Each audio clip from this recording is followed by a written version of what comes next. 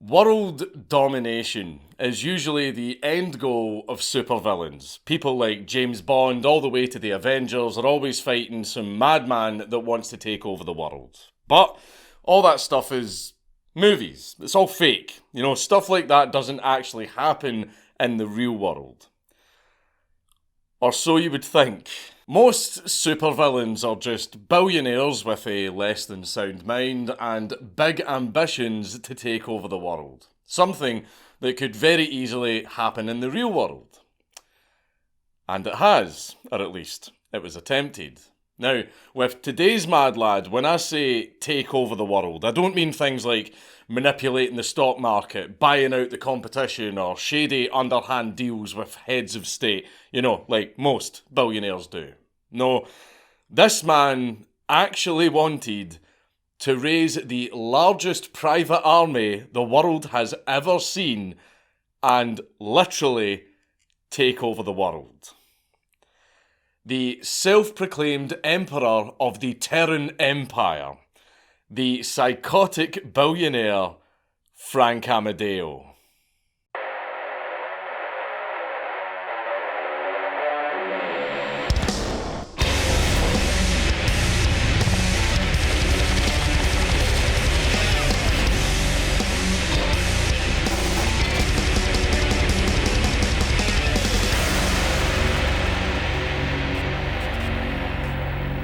Please leave a like and a comment on this video because it really helps me in the algorithm. But before we get into the video, this video was brought to you by Displate. With millions of officially licensed designs to choose from, Displate has a high quality metal print for everyone. All of your favourite franchises are covered, including several of my own personal favourites like Alien, Dark Souls and Cowboy Bebop. With Displate, starting a collection of the things you're a fan of is extremely easy. And mounting your Displate couldn't be easier. All you have to do is stick the magnet to the wall and then slap that bad boy on there. And if you need more inspiration to get you started, you can check out some of my other favourite Displates by clicking my link down in the description. If you click my link, you won't just be supporting my channel, but you will also get a 26% off discount off of 1 to 2 Displates, and then a 33% discount off of 3 or more Displates. And with every Displate you purchase, a tree is planted. This offer is only available for a limited time, so make sure you get in there fast. From a very early age, Frank Amodeo believed that he was destined for big things. As he grew up in Orlando, Florida, because of course he's a Florida man, the young Frank proved to be very charismatic and popular in school. And he showed his burgeoning potential for a career in law by settling disputes between white and black students during desegregation in the early 70s. In fact, Frank was so well liked that no one really minded that he was a little bit quirky. You know, like believing that he is an Old Testament prophet preordained by God to be the emperor of the world. However, for his entire early life, people put up with this little fantasy of his because Frank was really good at what he did, and he was generally a really nice guy. This was probably a not serious, weird, long-running joke of his. It was not a joke. A few years after his school days ended, Frank opened a chain of gift shops while studying political science at the University of Central Florida, until he suffered a severe depressive episode in 1983 that left him bedridden for weeks. Because it was the 80s and mental health awareness just really wasn't a thing, the doctors assumed that Frank was actually suffering from pneumonia. So he wasn't properly treated. Frank's illness was then immediately followed by a manic episode that resulted in Frank selling his businesses, marrying a woman he hardly knew, and embarking on a PhD in quantitative financial economics. It would later turn out that Frank's depression and subsequent bout of mania were a result of high-functioning, rapid-cycling bipolar disorder with narcissistic and psychotic features.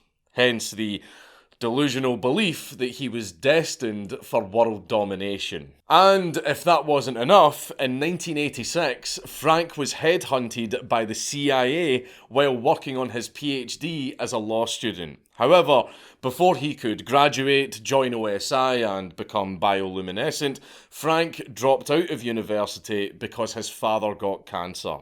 Unfortunately, we will never know what grade the thesis Capital Genesis, a strategic plan for global domination through totalitarian economics, would have gotten. Yes, that was the actual title of the thesis Frank was working on. In the business, we call this foreshadowing, but on the bright side, Frank had managed to get his law degree, which was more than enough for him to make a name for himself. Frank got a job as a consultant for a civil law firm in Atlanta, where his skills in mathematics resulted in him taking on bankruptcy cases. Frank's manic state was getting him through them at such a blistering pace that within just 4 months of leaving law school, Frank ended up taking on hundreds of cases all at the same time. A year later, Frank was one of the top 5 bankruptcy lawyers in Atlanta, and he later founded his own company in 1990 named Amodeo, Durden and Thompson. Frank was such a workaholic that his company took on an insane number of clients and dealt with over 600 bankruptcy cases every year, with Frank doing most of the work. However, the manic episode couldn't last forever, and the higher Frank climbed, the harder his inevitable fall would be. Eventually, Frank's mental health took a turn and he suffered another major depressive episode that was so crippling that he couldn't even get out of bed for days on end. While Frank spent the next few weeks recovering, his company completely fell apart in the hands of his alcoholic and cocaine-addicted partners who just couldn't handle the massive workload without Frank. The company was liquidated and Frank was disbarred in absentia because he was too unwell to attend his own hearing regarding all of his clients' complaints. And as if that wasn't bad enough, Frank was arrested on the 30th of October 1995 because his partners had embezzled $332,000 from the company. Luckily, Frank was released after none of the grand juries indicted him, since he didn't actually have anything to do with that. It was his partners who did that. However, in 1998, Frank was charged with 1 count of mail fraud, even though he wasn't in charge of the company's bookkeeping and he hadn't actually done anything wrong. But Frank still took the fall for it and was ready to take a plea deal of 2 years probation. But then his own wife stabbed him in the back by telling the prosecutor that Frank wouldn't learn his lesson unless he went to jail.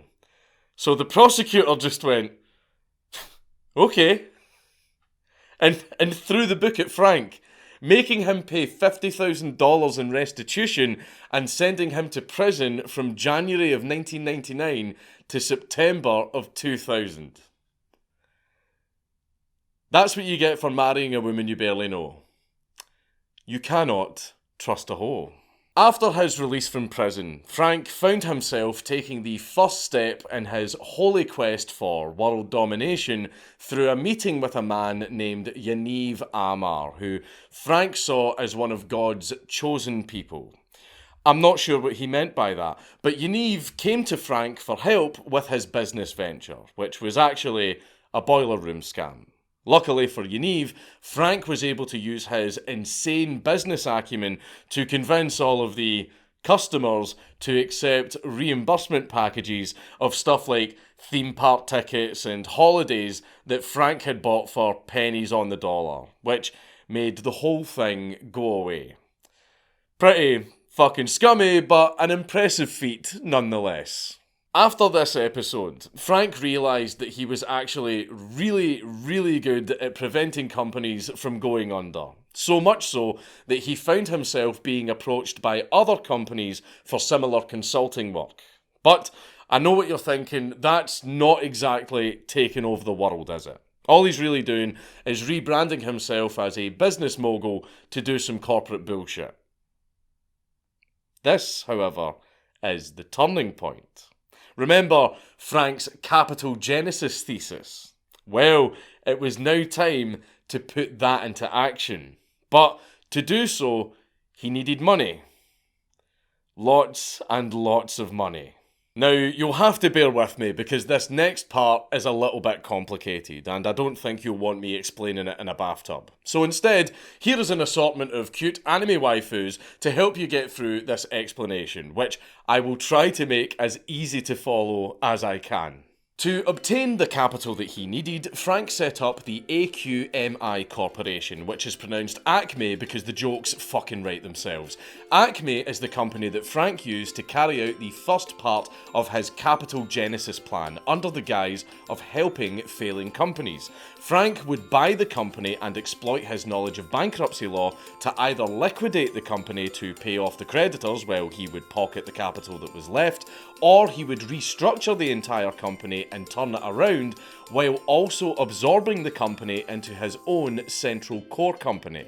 And the central core company was the most important piece of the puzzle, a little company that Frank and Yaniv founded called Mirabilis Ventures Incorporated. Mirabilis held the stock from all of the companies that Frank had absorbed through his process of capital genesis. Essentially, if all of the acquired companies were heads of a hydra, Mirabilis was the body. All of the companies that Frank took over would then feed off of each other through lucrative contracts so that they can keep growing while also buying off even more companies across the globe. Essentially, Frank would get all of the companies that he owned in his Mirabilis network to all trade with each other, which on its own doesn't generate revenue. You can have one Hydra head passing a bag of money to another Hydra head all you want, the bag of money stays the same size. This generates no extra capital. However, on the books, this makes it look like the companies are trading, getting a lot of business and performing well, even though all they are really doing is passing the same bag of money back and forth to each other. But from an outside perspective, it looks like these companies are doing very well, making the companies attractive to outside investors who will then invest in these companies and add to the size of the money bag being passed around, which does generate extra capital. This extra capital that was added would then be used by Mirabilis to acquire even more companies, adding yet more heads to the Hydra, who would all then do the exact same thing of passing the money bag back and forth, attracting investors who would then increase the capital, and then this capital would be used to buy yet even more companies, rinse and repeat. The goal of capital genesis was to make Mirabilis get bigger and bigger and bigger until Frank had so much influence and wealth that he would become the de facto emperor of the earth. Or, as he called it, the Terran Empire. But do you want to know my favourite part of capital genesis? You know, the secret sauce that Frank used to make it tick just that little bit better? Taxes. To grow Mirabilis even more, Frank used money that he owed to the IRS through payroll taxes. But hang on, how could he get away with not paying taxes? That's a crime, sadly. Well, Frank found a loophole. Companies are legally obligated to collect and declare the tax money that they owe. But payment can be deferred. So Frank declared his tax obligation to the IRS. He just didn't pay it. But eventually that money will have to be paid, I hear you cry. And yes, I know. Frank knew that too. However, Frank insisted that he would pay the taxes owed after Mirabilis went public, by which point the taxes would be a drop in the ocean because the company would be worth billions on the stock market. However, in the worst case scenario, as long as the tax obligations are disclosed, a company can just go bankrupt and then list the IRS as a creditor who is due to be paid out of the company's liquidated capital since the company was in debt to them. And how much liquidated capital was left over? None. The money bag had already been passed to another Hydra head. Which means that Frank could get away with paying the IRS almost nothing. And the best part of all of this was that Frank believed that by doing this and withholding all of these taxes, that would cause governments to, in his words, wither and die from running out of money. Just saying that gave me a semi. Through Acme and Mirabilis, Frank spent 2005 manically gobbling up companies left and right and implementing his capital genesis plan to gain the resources he required for his real endgame. And because of his condition, Frank tended to be a little bit goofy while conducting business. Because he was based in Orlando, he would very often have meetings with his staff in Disneyland. And he was also very prone to outbursts where he would briefly start raving about world domination before casually going back to whatever he was just talking about, as if the big supervillain rant he just did never even happened. And no one would say anything because Frank was so open about his mental condition that all of his staff knew what was going on. They were so used to it that they didn't even react when Frank showed up to a business meeting wearing a Darth Vader helmet that he wore for the entire hour-long meeting. Imagine being at work and your pudgy 5'4" boss shows up dressed like Darth Vader, and it's just treated like any other Tuesday. Despite his mania, what little of Frank's mind that actually worked properly was sharp as hell, and he was at super genius levels when it came to business. And he knew that he would eventually be met with resistance as he got closer to taking over the world. So he needed some firepower of his own. To kickstart his own little war machine, Frank made a few investments. A Brazilian ethanol refinement company here, some Chinese water desalination plants there, and a Russian production plant that was used to build Soviet intercontinental ballistic missiles and nuclear warheads. A nuke factory. He bought a nuke factory.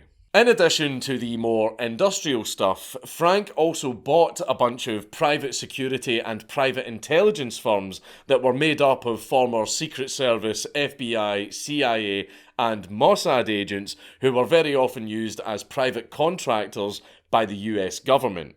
And for good measure, Frank bought over 24 black market F-15 and F-16 fighter jets for $60 million, which he planned to have armed in Cyprus since they couldn't legally be combat equipped in the US. Frank was also moving his headquarters to Cyprus so that he could be safe from those pesky international trading regulations. A move which would go on to become very handy.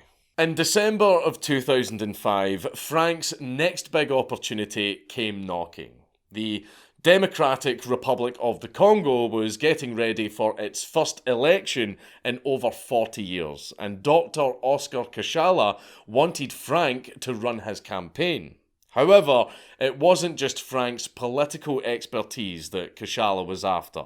Now, I don't know if you're a history buff, but Africa doesn't exactly have the best track record when it comes to political corruption and violence.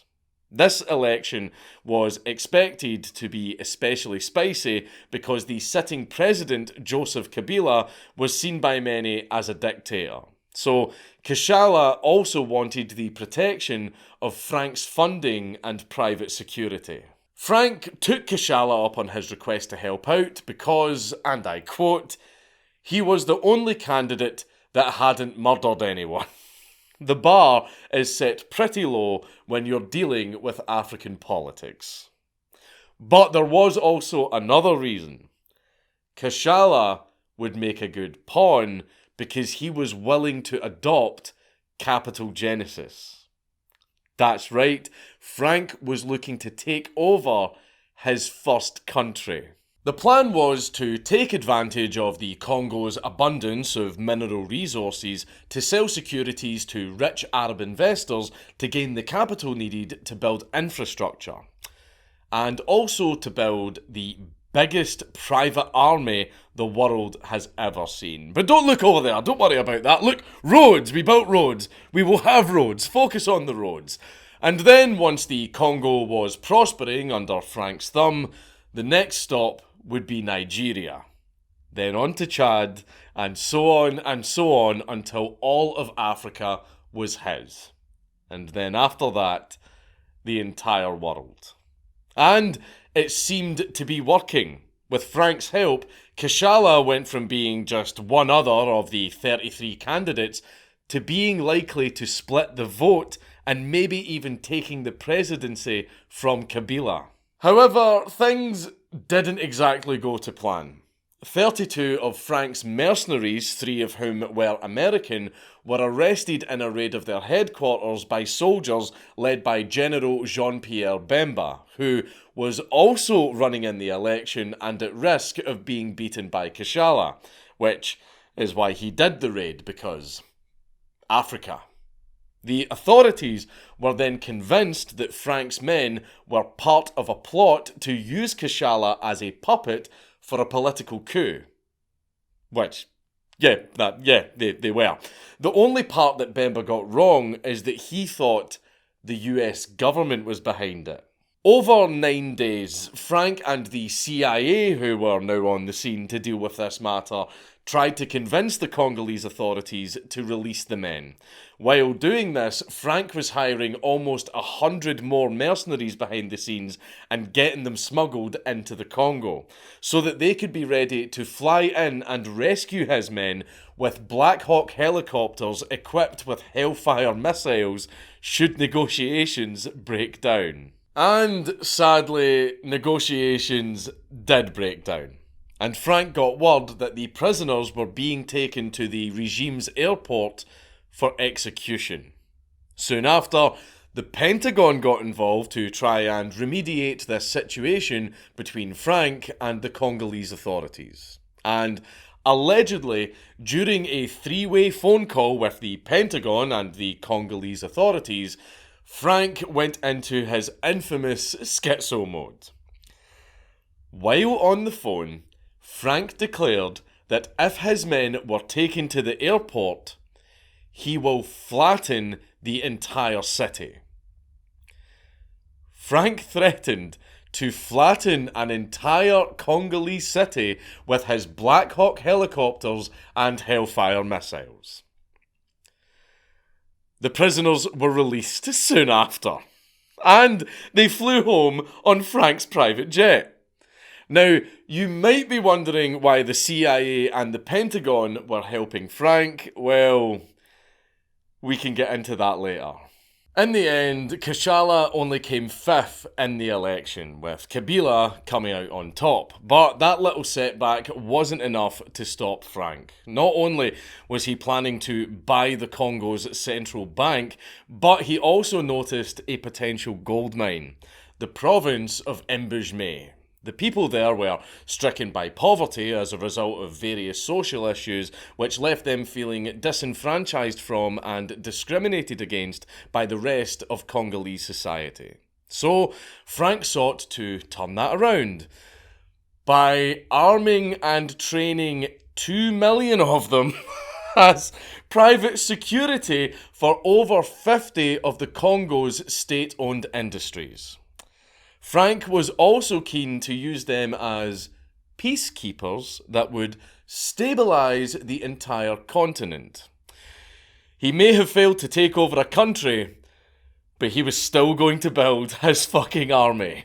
But before he could put his plan into action, Frank found himself at a cocktail party in Riga as part of a NATO summit in November of 2006. You see, Frank's goons were very often used by the US government for some super secret contract work, which got Frank into some pretty interesting places, including the Roosevelt Room at the White House, where George W. Bush himself had congratulated Frank on his handling of the Congo incident.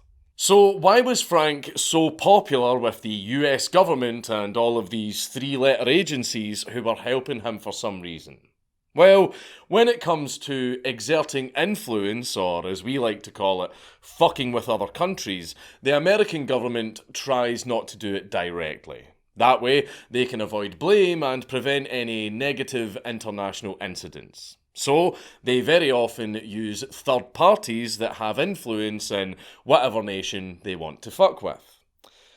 Third parties like Frank.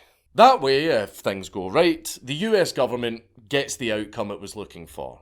And if things go horribly wrong, the US government's fingerprints are nowhere near the situation, and they can just blame whatever third party they decided to use. And who better to blame than a very mentally unwell man who rants about world domination and wears a fucking Darth Vader mask to business meetings? The public would have absolutely eaten that up. But I digress. Back to the cocktail party. At the NATO cocktail party, one of the officials there casually asked Frank about the incident in the Congo. Now, that shouldn't have been a problem. After all, he got away with his electoral shenanigans and left looking like a hero. He could have very easily regaled his audience with the story of how he saved several lives from a corrupt, tyrannical madman. However, because Frank is Frank, he did not do that. In fact, he did the opposite of that. In a manic episode, Frank told them all about a different corrupt, tyrannical madman. Himself. Frank just openly declared his intent to become Emperor of the world. He spilled the beans on Capital Genesis. He told them all about his plan to take over Africa with an army of 2 million Mbuji-Mayi soldiers, and then bragged about how the world won't need NATO anymore once he's built up a 5 million man private army to control the entire world. He bragged to NATO about his plans to destroy NATO with a hostile takeover of the entire world. In early 2007, Frank was offered some extremely lucrative contracts with the US military through a merger of intelligence companies. However, despite the fact that he would become billions of dollars richer, Frank declined. He believed that the offer was the US government's first attempt at stopping him from taking over the world by making him too reliant on the federal government to carry out his plans. But while billions of dollars is a lot of money, Frank didn't need it. He had over 70 companies, 40,000 employees, and almost $1 billion in revenue under his belt. And on top of all that, he had also fleeced over $180 million from the IRS. Frank was doing just fine. However, I think it's safe to say that by this point, the authorities were getting really sick of Frank's shit. They had allegedly tried to be subtle about stopping him, but now the gloves had to come off. They were out to get him. However, Frank had finessed his way through pretty much every conceivable loophole so well that he did not make it easy for them. After a year of investigating, tons of interviews, and millions of pages of documents, the prosecutors couldn't actually find anything to charge Frank with. Unfortunately for Frank, while almost every three-letter agency is full of hapless chucklefucks that you can scare into a frenzy with nothing more than an anime avatar or a little bit of meme magic, there is one that does not screw around. One agency so evil and brutally effective that even the most hardened criminals quake in fear of it. An agency that Frank had exploited for several years by this point, so they were coming to get him with a fucking vengeance.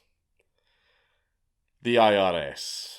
Eventually, the US attorney, Randy Gold, which is a fantastic name for someone coming after your money, noticed that Mirabilis was in the middle of paying its payroll tax withholdings, and he tried to use that to his advantage. Frank countered by insisting that he had already agreed on a payment plan with the IRS, even though a formal payment plan didn't actually exist. Then, to increase pressure on Frank, Gold told Frank that he was going to get the court to appoint a receiver to Mirabilis. Receivers take charge of managing a company's assets in order to sort out its debts as an alternative to bankruptcy. A receiver's job is to do literally anything else but allow a company to go bankrupt by any means necessary. This was basically a move to bury the company. And Frank responded exactly how you would expect.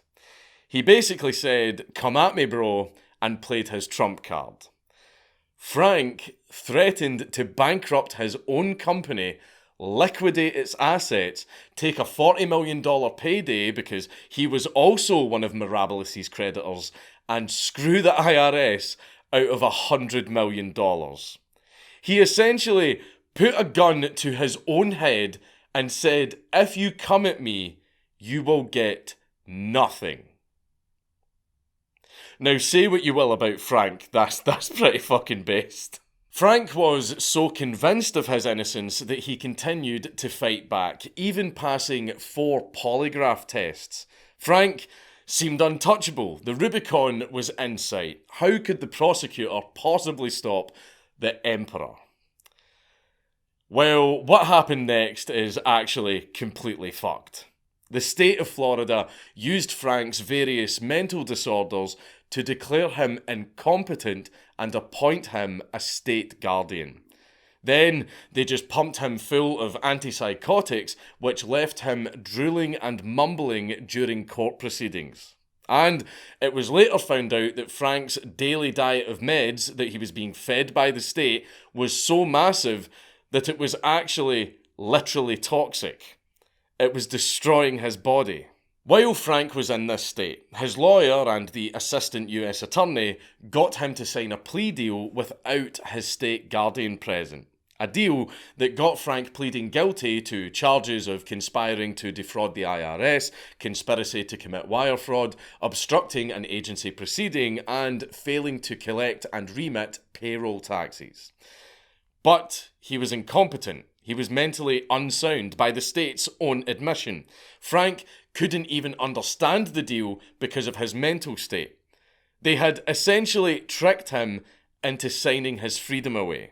And just to be absolutely sure that Frank couldn't exercise his rights, the fucking bastards then kept Frank medicated into a stupor for another 12 months. Allegedly so that he would miss his deadline for filing an appeal once he was convicted.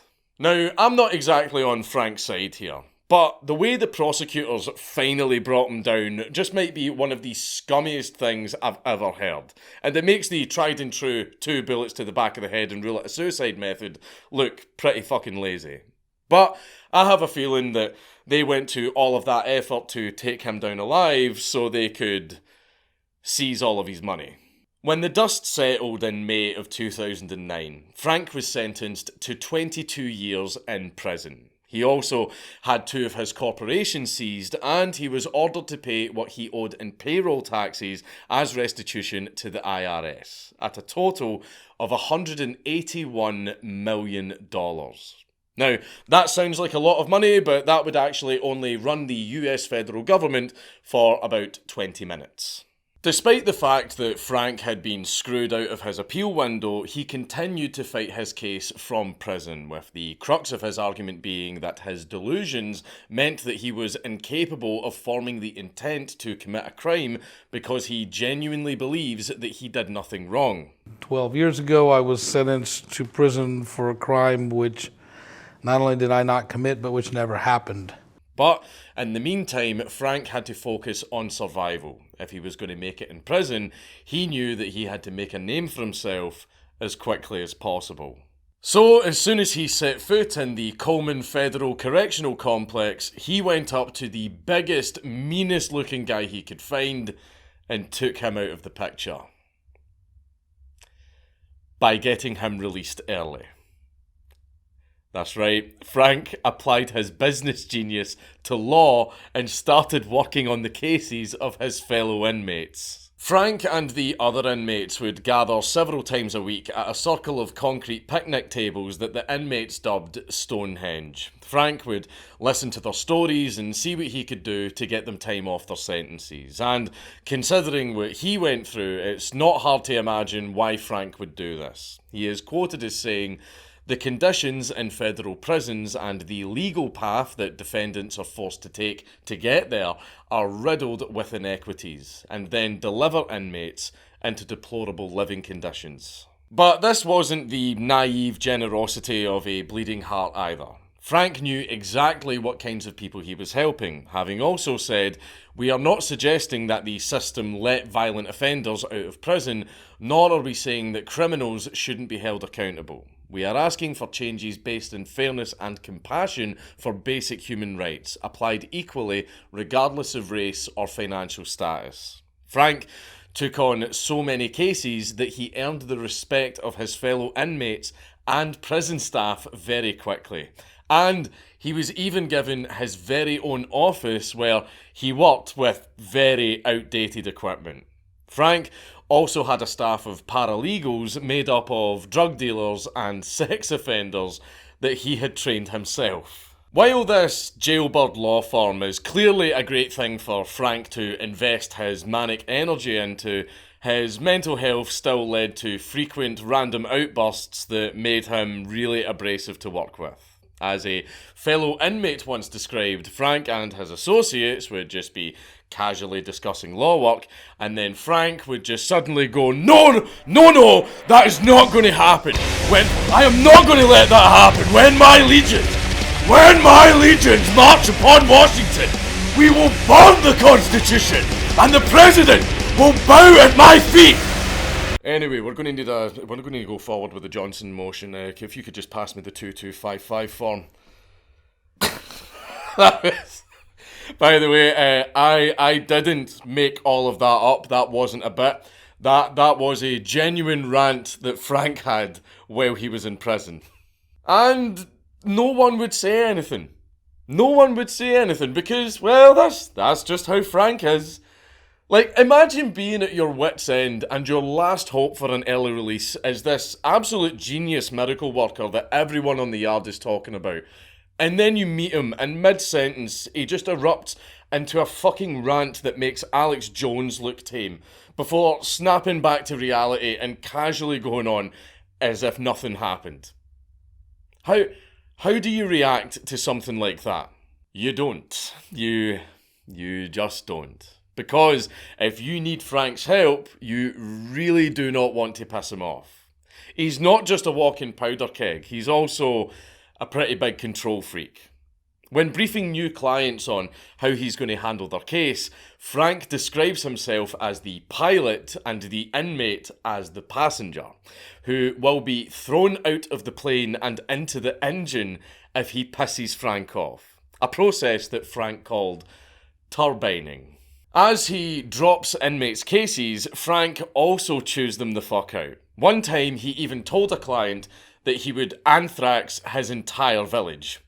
The guy was very confused by such an outburst, and he said, "Village? I live in Palm Beach." And Frank just yelled back, "Palm Beach then!"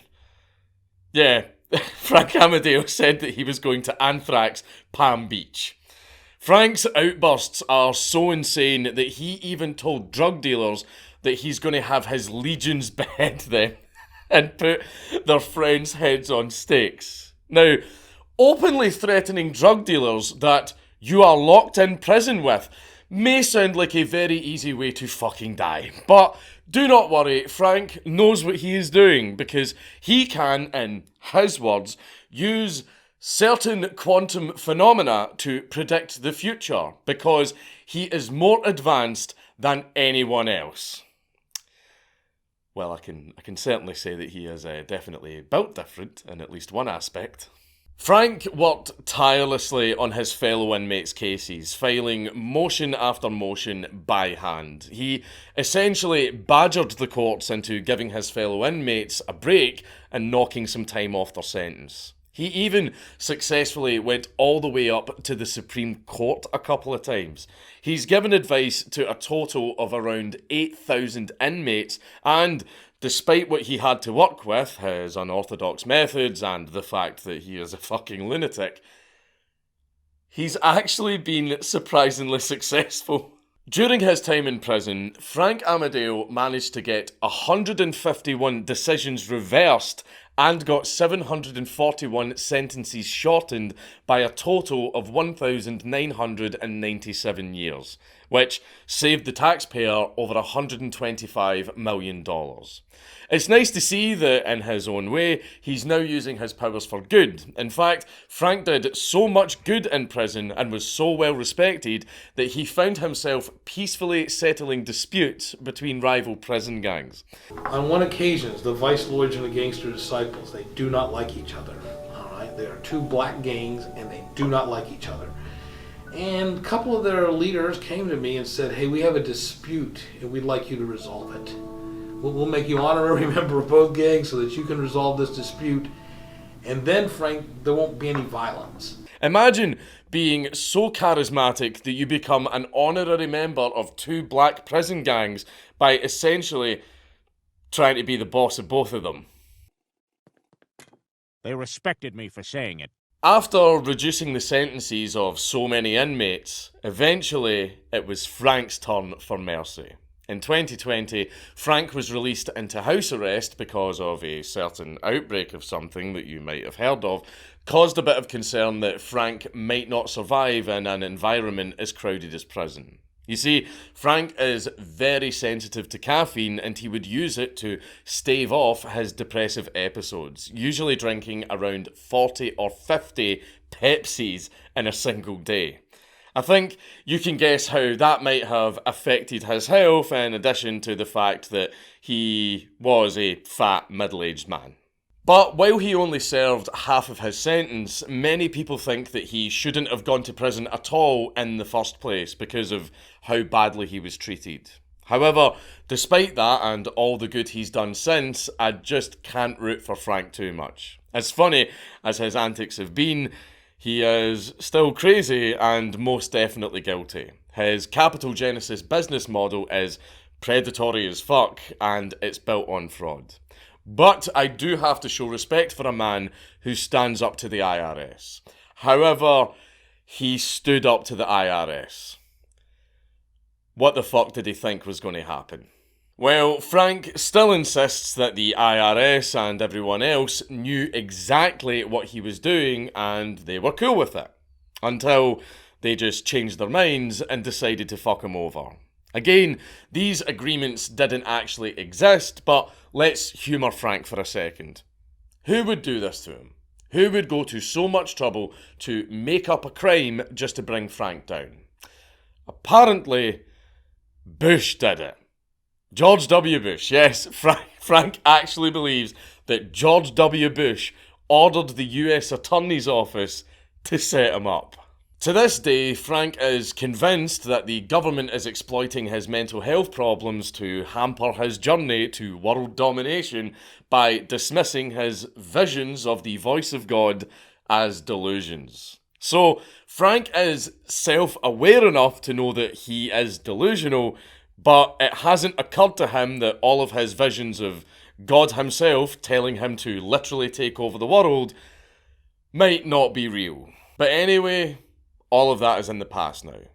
The plan failed, the Terran Empire has fallen apart, and Frank is serving the rest of his time from the comfort of his own home.